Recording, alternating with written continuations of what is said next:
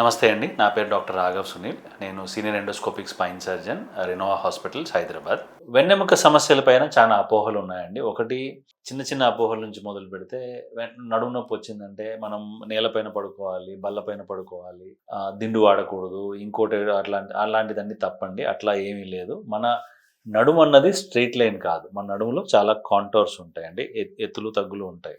మనం ఒక పరుపు పైన పడుకోవాలి. ఆ పరుపు కూడా మరీ రాయిలాగా ఉండకూడదు, మరీ మెత్తగా ఉండకూడదు, మధ్య రకంగా ఉండాలి. సో దట్ మనం పడుకున్నప్పుడు శరీరానికి అది సపోర్ట్ రావాలి. తల కింద చిన్న దిండు పెట్టుకోవడం వల్ల వచ్చిన నష్టం అస్సలేమీ లేదండి. అట్లాగే నేలపైన పడుకోకూడదు, ఎందుకంటే కింద పడుకుని లేచేటప్పుడు కూడా నడుము పైన బాగా ఒత్తిడి పడుతుంది. కాబట్టి మంచం పైనే పడుకోవాలి.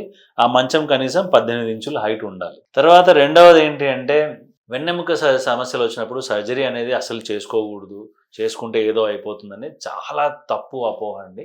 అలాంటి అడ్వైస్ మీరు సర్జరీ, మీకు మెడికల్ ఇష్యూ ఏమైనా ఉంటే మెడికల్ డాక్టర్ని, అది స్పెషలిస్ట్ని. ఇప్పుడున్న మెడికల్ సైన్స్ ఎలా ఉంది అంటే రకరకాల స్పెషాలిటీస్ కింద, సబ్ స్పెషాలిటీస్ కింద, సబ్ స్పెషాలిటీస్ కింద డివైడ్ అయిపోయింది. అంటే చాలా అడ్వాన్స్ అయింది.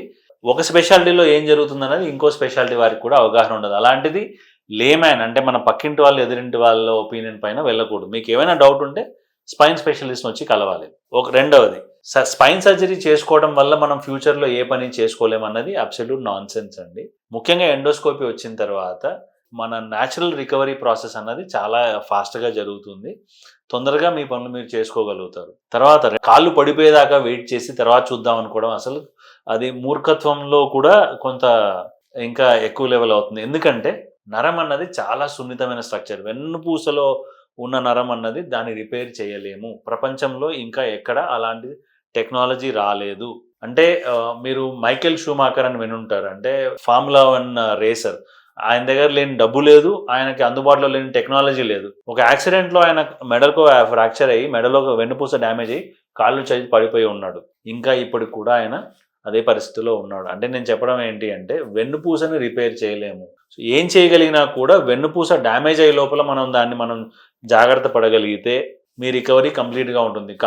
భయపడి పక్కింటి వాళ్ళు, ఎదిరింటి వాళ్ళు చెప్పేది, ఇంకోటి ఎవరో చెప్పేది విని ఇంకెవరినో చూసి భయపడి కాళ్ళు చేతులు పడిపోయేదాకా దయచేసి వెయిట్ చేయకుండా, ఇబ్బంది ఏమైనా ఉంటే మీరు స్పెషలిస్ట్ని కన్సల్ట్ చేసి అవసరమైన టెస్ట్ చేసుకొని ఉన్న ప్రాబ్లం ఎంత ఉంది అన్నది గమనించిన తర్వాత దాన్ని ఇప్పుడు మనం ఉన్న లేటెస్ట్ టెక్నిక్స్తో సేఫ్గా, సునాయాసంగా ట్రీట్ చేయొచ్చు. రెండవది, స్పైన్ సర్జరీ తర్వాత కాలు పడిపోవడం అన్నది చాలా రేర్ అండి. కాలు పడిపోయే అవకాశం ఎప్పుడు పెరుగుతుంది అంటే, ఆల్రెడీ బాగా డ్యామేజ్ అయిపోయి కాళ్ళు చేతులు పడిపోయి దాని తర్వాత వచ్చి వాళ్ళు మిరాకిల్స్ చేయాలని కొంతమంది ఎక్స్పెక్ట్ చేస్తుంటారు. అది అలాంటివి జరగదు. మన దగ్గర ఎనీ ఎథికల్ స్పైన్ సర్జన్ మీకు మొత్తం ఉన్న రిస్క్లు, బెనిఫిట్లు అన్ని ఎక్స్ప్లెయిన్ చేసే మన సర్జరీ చేస్తాము.